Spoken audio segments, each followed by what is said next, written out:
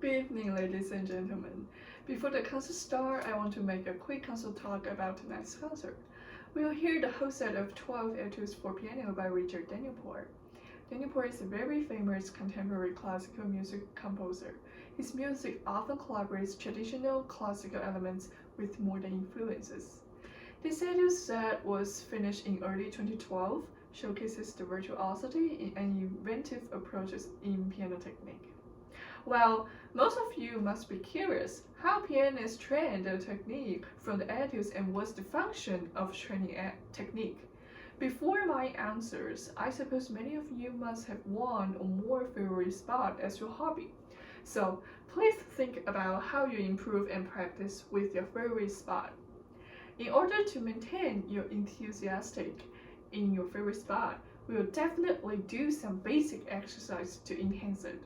For example, many people have the habit of working out, and many people work out in order to make their muscles stronger and more flexible. So we will go to the gym and use different equipment to train their muscles. Dumbbells can be used to exercise the biceps of the arms. Fitness bikes can be used to exercise the muscle of the legs, and so on. Going back to piano technique, the etudes are equivalent of the various pieces of equipment in the gym, and the technique we have been practicing is the equivalent of the muscles that are gradually getting stronger as we work out in the gym. Therefore, practicing our etudes every day is like an athlete going to the gym and running every day. It can help our finger maintain highly flexible. It is an essential part of our journey to improve our piano technique. Well, inside Danielpour's etudes, it's actually hard for a contemporary composer to blend very highly difficulty technique with very interesting musical elements. But Danielpour perfectly incorporates them together.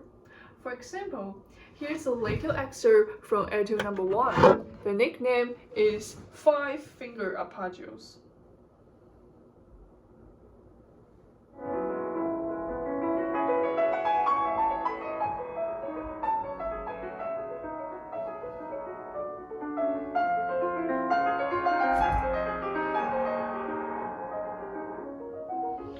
Well, if you are familiar with it, you can hear the pentatonic scale inside. It is actually a very traditional Chinese style scale, and so I think it's very Asian style. And also in his etude number 2, it's called left hand etude with right hand playing inside the piano. So it actually sounds like this.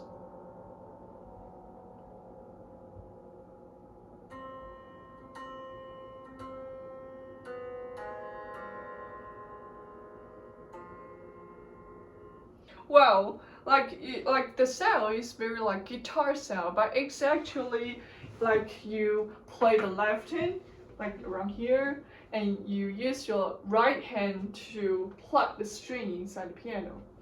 So it's actually very interesting, and I think Danielpour pushing the boundary of the traditional piano composition. So he also wrote a few notes about his thoughts of his 12 etudes. But at no time was I thinking that any of these etudes could simply be exercises. Each of them had to be a piece of music with its own self-contained narrative, capable of being received purely as concert piece. Well, from my perspective, what Danielpour is trying to say is that etudes are made for technique training, but more importantly, the technique is contained in the music.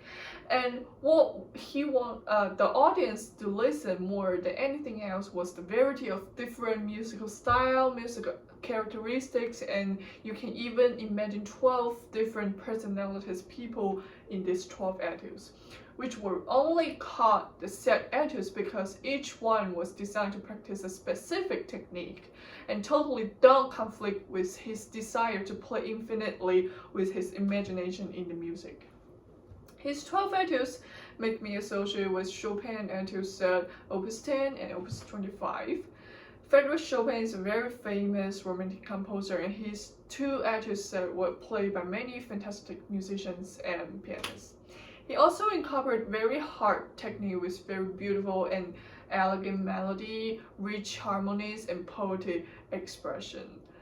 Of course, people are interested in these two sets because of the technique, but the real reason why so many people love them, why they remain as classics, and why so many pianists play them over and over again is because the priceless musical values, the moving sound, the deep emotions, and the unique stories and charms that each of the etude presents. I think this is also the same in Daniel Poor etudes. Thank you very much.